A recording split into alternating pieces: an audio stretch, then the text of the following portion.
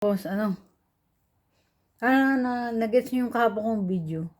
Yun, hanapin nyo yung sarili nyo, lalo sa kabataan. So, huwag kayong matakot masaktan. Huwag kayong matakot makarinig ng criticism.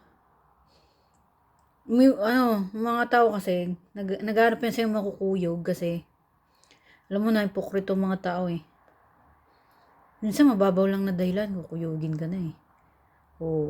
Ngayon,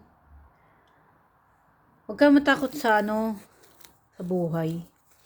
Hayaan mo masaktan ka, hayaan mo matuto ka, hayaan mo madapa ka, hayaan mo matuto kang bumangon mag-isa, hayaan mo. Lahat yun, huwag mo katakutan. Hayaan mo mabuhay ka ng buhay na buhay. Kasi ganun kasi ang buhay na buhay. Pagpatay ka na, di mo na yun mararanasan. Yung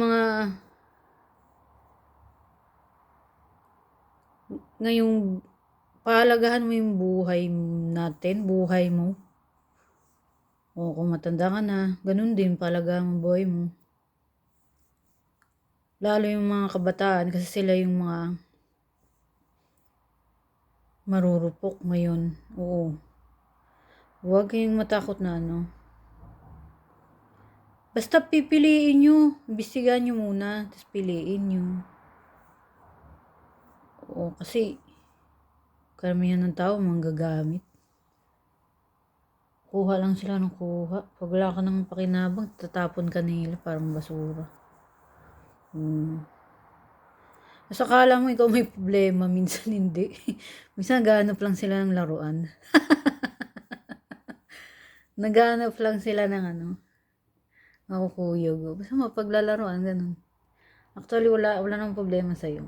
Mga ganun. Basta lang,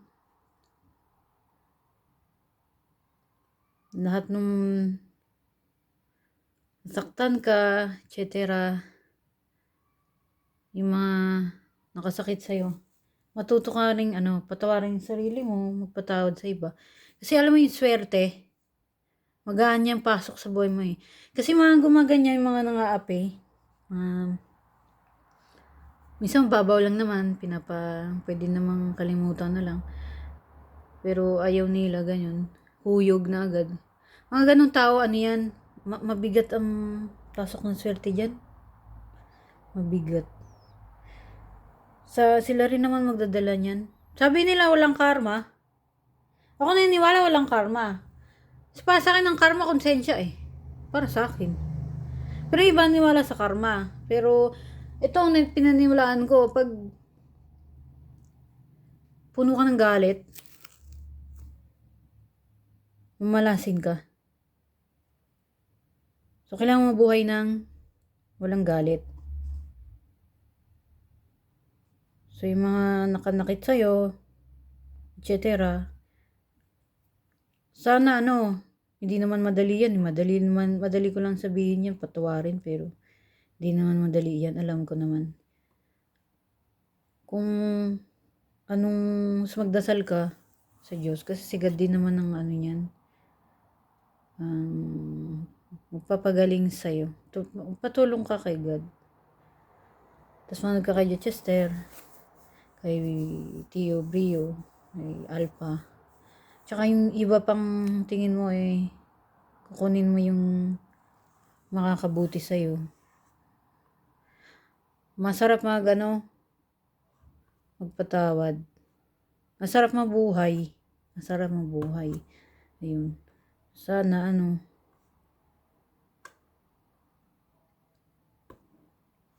pagdasal mo na